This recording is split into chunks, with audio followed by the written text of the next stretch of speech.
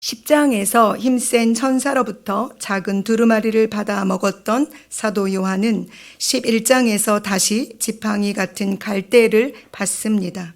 여기서 그가 받은 지팡이 같은 갈대는 어떤 것을 청량하는 측정 도구입니다. 헬라어로 카노는 문자적으로 반듯하고 긴 갈대를 뜻합니다. 정경을 의미하는 캐논은 헬라어 카논에서 온 것입니다. 즉 지팡이 같은 갈대는 정경, 곧 하나님의 말씀을 가리킵니다. 사도는 천사로부터 받은 하나님의 말씀으로 하나님의 성전과 제단과 그 안에서 경배하는 자들을 측량하지만 성전 바깥마당은 측량하지 않습니다. 왜냐하면 그곳은 이미 이방 사람들에게 내주어졌기 때문에 그들이 거룩한 성을 42달 동안 짓밟을 것이라는 예언의 말씀을 듣습니다. 42달은 날수로 1261이 되고 년수로는 3년 반이 됩니다. 이 기간 동안 권세를 가진 굵은 베옷을 입은 두 증인은 예언을 합니다.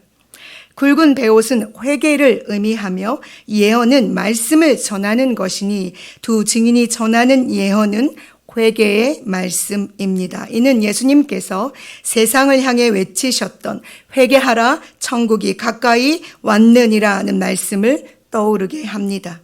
두 증인은 이 땅에 주 앞에 서 있는 두 감람나무와 두 촛대로 불리는데 이 말씀은 스가랴 4장 14절에 이르되 이는 기름 부음 받은 자 둘이니 온 세상에 주 앞에 서 있는 자니라라는 말씀과 연결하여 볼 때 스가랴서의 기록 당시 기름 부음을 받았던 왕 스룹바벨과 대제사장인 여호수아를 가리키는 것으로 볼 수 있습니다. 이 둘은 왕과 선지자를 상징합니다.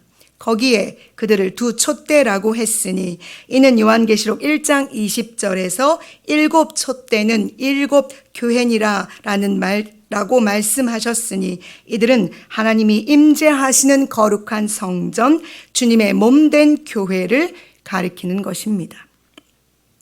즉 모든 그리스도인들이 살아내고 있는 종말의 시대는 교회가 세상으로부터 박해를 받는 기간이지만 반대로 교회는 세상을 향하여 회개의 복음을 전해야 하는 기간이라는 것을 의미하고 있습니다. 세상으로부터 박해와 고난을 받는 것으로 인해 두려워하지 마십시오. 담대하고 강할 이유가 곧 등장합니다. 그것은 하늘로부터 권세가 교회를 향해 주어졌다는 것입니다. 두 증인에게는 먼저 누구든지 그들을 해하고자 하면 그들의 입에서 불이 나와 원수를 삼켜버리고 그들은 반드시 죽임을 당합니다.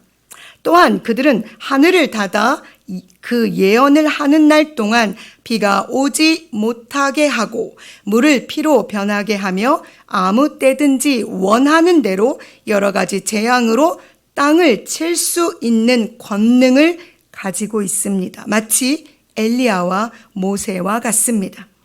그러나 예수 그리스도의 사역과 같이 두 증인의 마지막도 죽음입니다. 그들이 예언을 마칠 때 무저갱으로부터 짐승이 올라와 그들과 더불어 전쟁을 일으켜 그들을 이기고 죽입니다.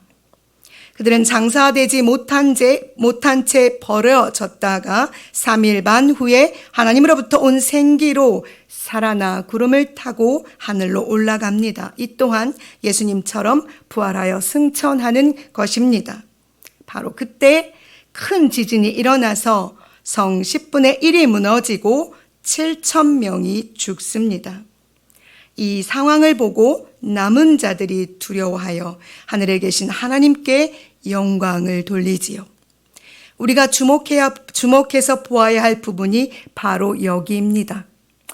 앞에서 3분의 1이 죽었음에도 불구하고 하나님께로 돌이키지 않고 회개하지 않았던 사람들과 반대로 교회가 외치는 회개의 선언, 예언의 말씀을 듣고 그들의 죽음과 그들의 고난을 통해 사람들이 주께로 돌아오는 것입니다.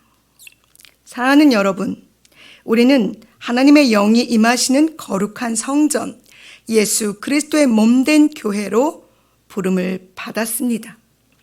마지막 세대를 살아가는 우리가 남겨진 하나님의 구루터기로 해야 할 사명이 무엇인가를 반드시 돌아보아야 합니다.